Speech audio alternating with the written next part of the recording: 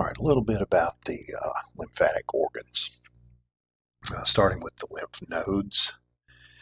Um, they vary in size and shape, but usually less than 2.5 centimeters long. 2.5 centimeters is approximately an inch, and they are somewhat bean-shaped. I had scanned past this earlier. Here's a photograph of a lymph node.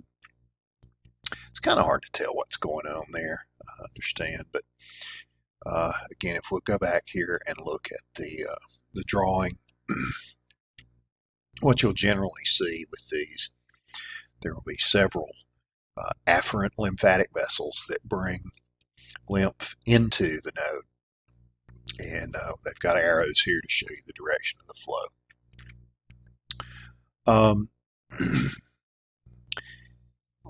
The lymph node is surrounded by a capsule. There are hollow spaces in it, referred to as lymphatic sinuses. Of course, the core, the middle of it, is the medulla. There you'll find macrophages and T cells. These structures that partition it off are called trabeculae. One trabecula, make it plural, put an E on the end, trabeculae. B cells in the germinal centers. Then hilum. This is a term that we'll see repeatedly this semester. If you picture, I'll say a black-eyed pea, because it's much easier to visualize the eye on a black-eyed pea. You think about how the bean is sort of indented or concave, caved in, right there where the eye is. Several organs that we're going to see in AMP2 have an indented surface called a hilum or a hilus.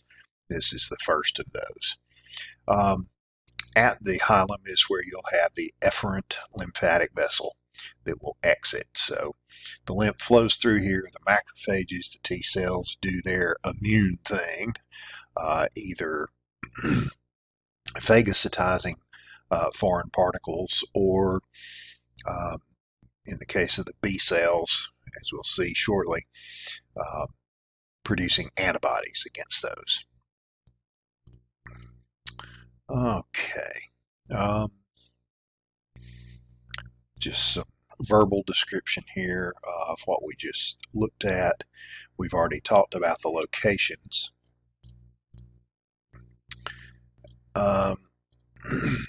Let's go here to the thymus.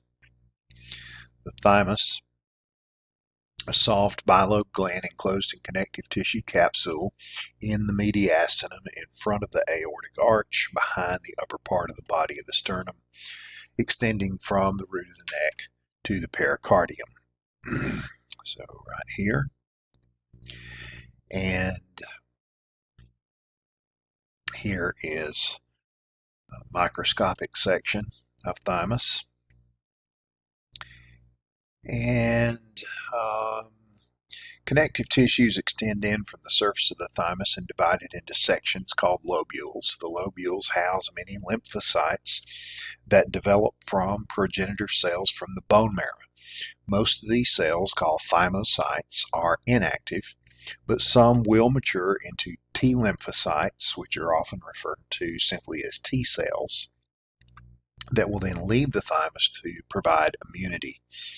Epithelial cells in the thymus secrete protein hormones called thymosins that will stimulate the maturation of the T lymphocytes. The thymus varies in size. It's usually proportionately larger during infancy and early childhood. After puberty, it begins to shrink and can be very small in adults. And in older people, it's pretty much replaced with adipose and other connective tissues. Now, the simplified, probably oversimplified explanation of the reasoning of this is your thymus is producing those T lymphocytes. And those are specific to new pathogens that you may encounter. And of course, when we're young, that's when we have all of the so-called childhood diseases. That's when your body, your immune system is being introduced to new pathogens, new germs, if you will, that you've never seen before, and building the immune system against those. And as we get older, there are fewer and fewer new germs to be sorry, can't talk. So the thymus simply atrophies because it just doesn't have as much to do.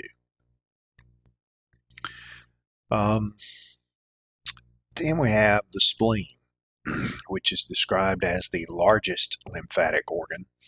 You know, anytime you see something extreme, like a largest, smallest, whatever, that, that often makes for good test question material.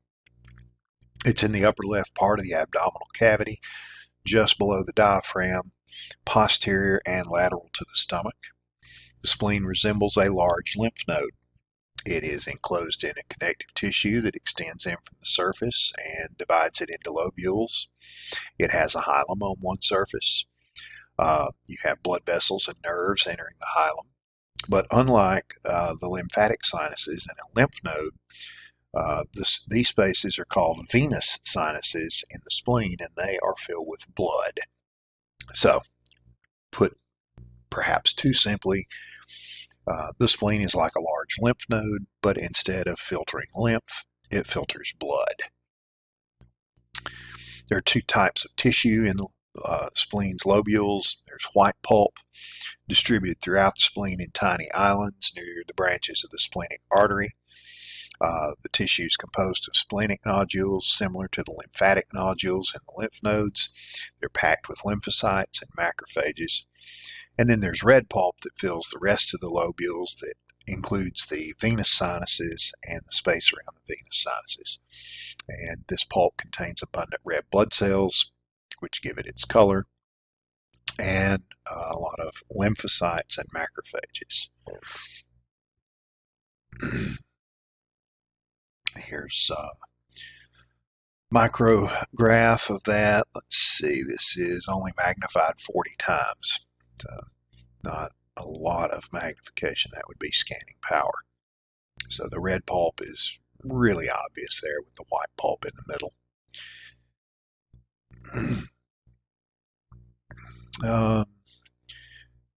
Red blood cells can squeeze through the pores in the sinus walls to enter the surrounding spaces. Most red blood cells re-enter blood circulation, but older, more fragile red blood cells can rupture during that passage.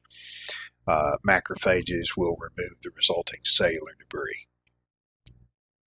So macrophages, I feel like we've talked about those. They participate in a process called phagocytosis. They engulf and destroy foreign particles like bacteria that might be in the blood, which normally it shouldn't be. Lymphocytes in the spleen, like those in the thymus and the lymph nodes, help defend against infections. So the spleen, as I said earlier, filters blood pretty much the same way lymph nodes filter lymph. All right, so that's it for the organs of the lymphatic system.